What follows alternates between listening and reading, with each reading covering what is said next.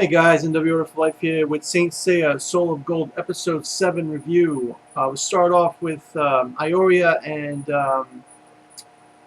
what's his name? I can't think of his name now, but Brodie, that's it. Ioria and Brodie fighting, and Ioria is basically telling him that Asgard is an evil, and the tree is evil. Inside the tree is evil, and it ruins the future of Asgard. And there's no hope unless they stand against the tree. And Brodie's like, "You're crazy. I'm not gonna listen to that rubbish that Leafia sprouts or whatever like that." And then he takes energy from the Yggdrasil tree, and their new sapphire is stronger. And he says like Gold Saints have no chance against them. And Ioria says, if you think that we're the real power of a Gold Saint, you're gravely mistaken. And this is where we hear that the Gold Saints now have all of their powers back. They're no longer being drained by Yggdrasil, I guess. So I suppose when they destroyed the roots that were blocking the entrance, that somehow that stopped the draining cosmos process from them. I'm not sure. But Ioria uses his lightning bolts, which looks kind of similar to the classic lightning bolts he used against Seiya and everything like that, so it was pretty cool. But Brodie still insists that with his new powers that the Gold Saints are nothing. And then we have Hercules versus Aldeberan, and Hercules is all obsessed with power, power, power. And he can't do nothing to Aldeberan at first.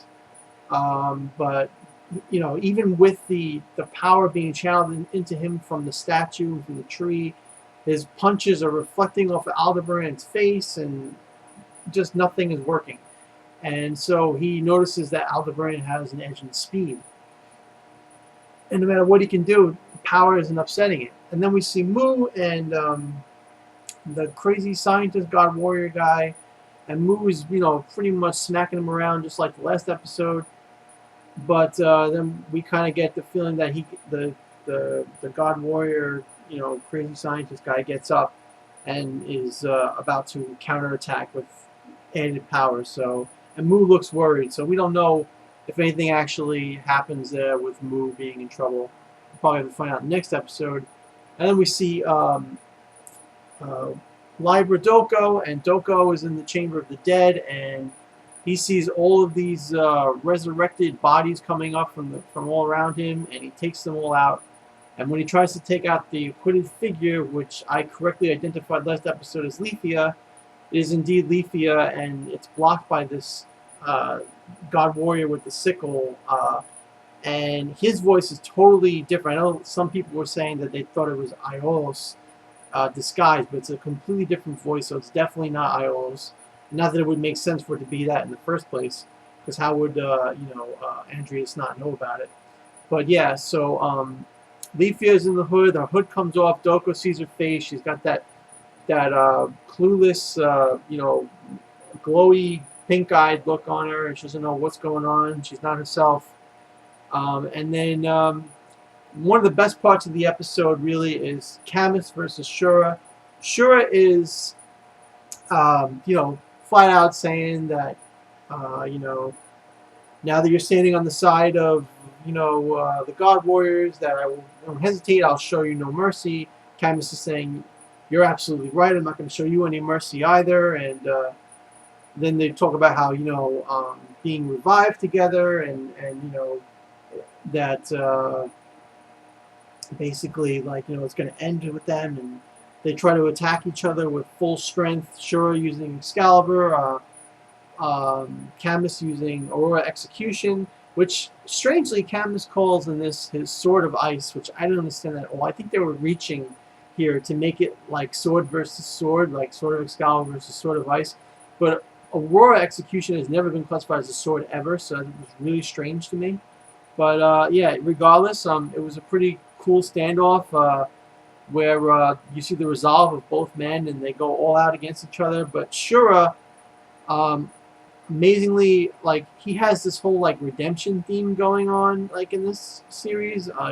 He wanted to get Ioria's forgiveness by offering his life, and with Camus, even though he's talking big, he doesn't attack Camus with Aurora with Excalibur. Instead, he directly targets the statue behind Camus.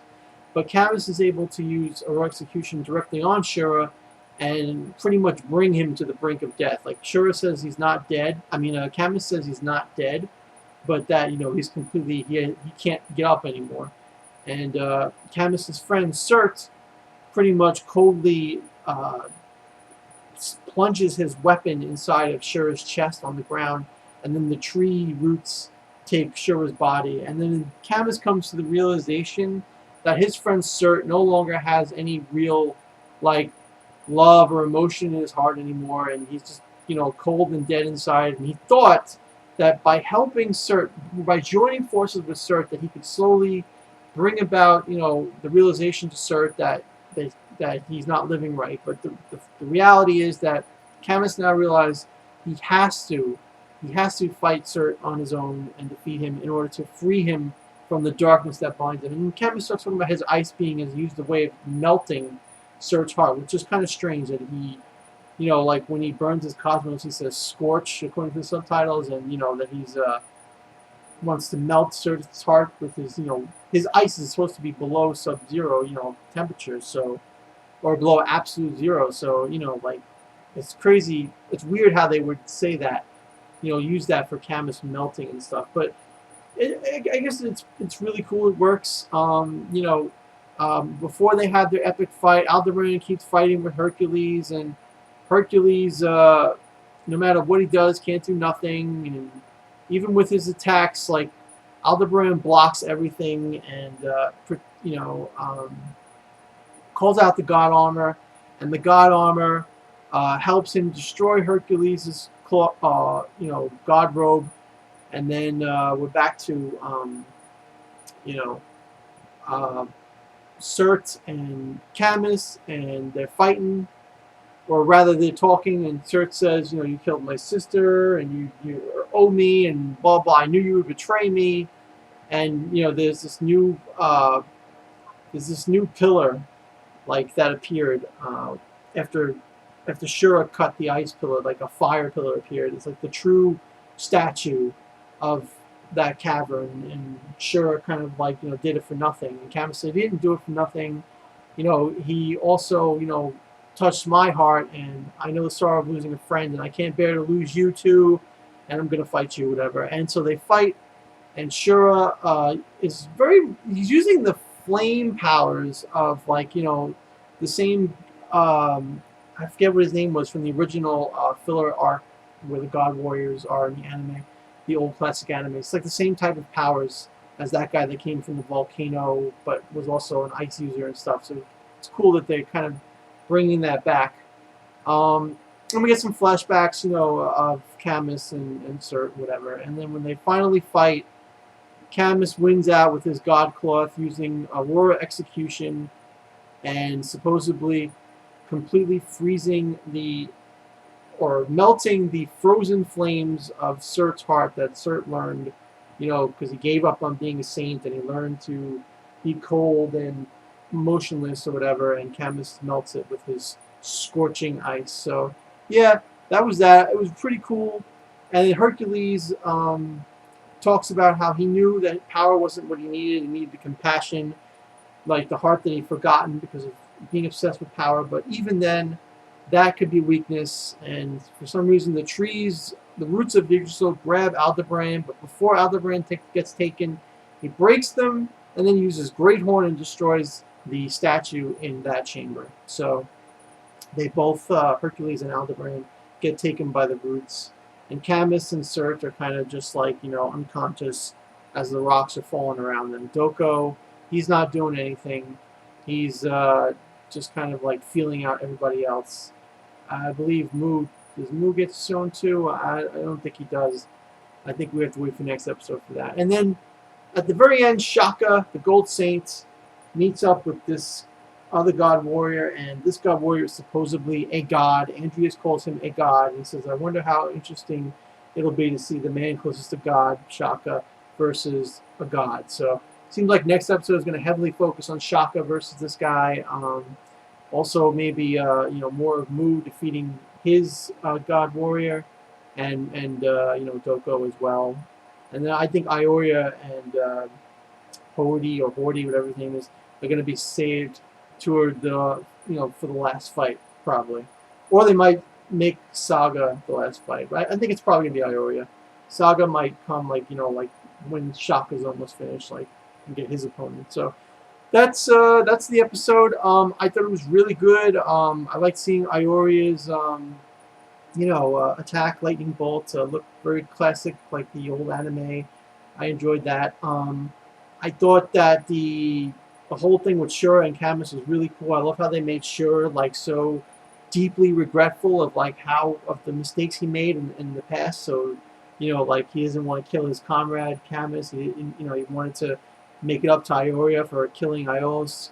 And so, like, you know, that's really cool. I really enjoyed that. Camus, I don't really understand him perfectly. Like, yes, I get it. You wanted to save your friend by working with your friend, thinking you could save him from the darkness. But even so, Camus brought Shura to the brink of death. Camus knew Shura was aiming for the statue behind him, and yet he focused his full attack on Shura, you know, right in the front. So I don't get that. You know, so iffy with Camus. Iffy, I can kind of understand it, but at the same time, he went way too far, you know, for trying to save his friend.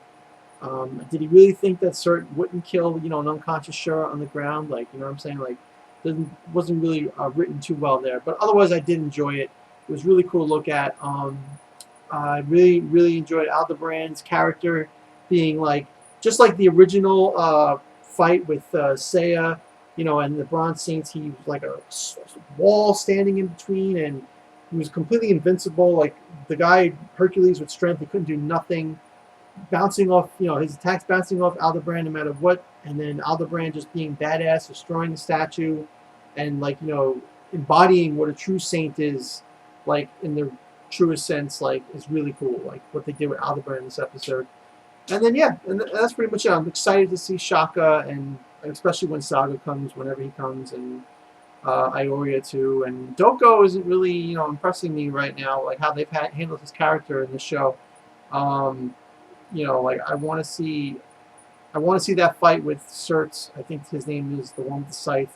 I want to no, not Surt. That's Camus's friend. Whatever the guy's scythe, the God Warrior with the scythe is. I want to see them actually have a really good fight and see what the hell is going on with Lithia, because now we see, you know, Doko sees that she's got this spellbound spell all over her. You know, her eyes glowing and shit. Like, hopefully we learn what's going on with her now. So, great episode, 8 out of 10. Tell me what you guys think about the episode below in the comments. Please rate the video and subscribe for more videos in the future. Thank you, and have a nice day.